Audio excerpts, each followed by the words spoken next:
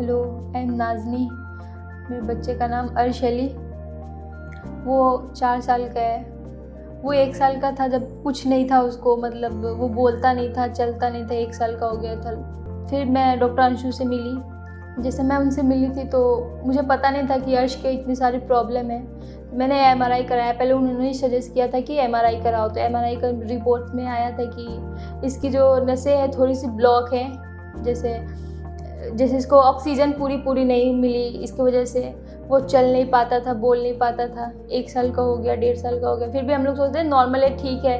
वैसे मैम बताई थी एक बार कि हाँ, इसको ऑक्सीजन थेरेपी कराना बहुत ज़रूरी है। तो फिर मैं उनसे मिली, वो उन्होंने अपना दवा ववा दिया, फिर वैसे ठीक था। फिर उसके बाद मैं मैम से, डॉक्टर मधु खुराना मैम से मिली।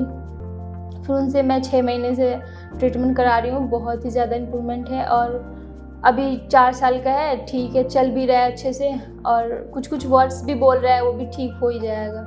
Thank you so much doctor Anshu ma'am और डॉक्टर मधु खुराना मैम और Kailash hospital. Thank you so much.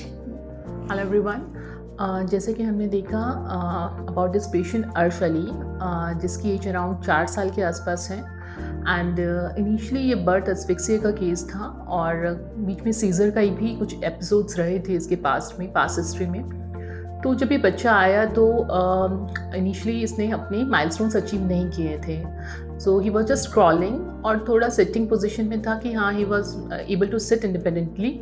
लेकिन as per the age, because of the delayed milestones, he was not even able to stand properly and not even walk. तो हमने कुछ initially उसको paediatric neurologist के पास refer किया गया and this for the treatment pertaining to the condition. और further यहाँ पर हमने ऑक्यूपेशनल थेरेपी इम्प्लीमेंट की बच्चे पर, जिसमें कि डिलेड माइलस्टोन्स पे वर्क करते हुए न्यूरो डेवलपमेंटल टेक्निक्स, जिसे एनडीटी टेक्निक्स कहते हैं, और कुछ और भी अप्रोचेस का यूज़ करते हुए, क्योंकि बच्चे में सिर्फ फिजिकल माइलस्टोन्स का इशू नहीं था, उसमें कुछ सेंसरी इश्यूज़ भी थे।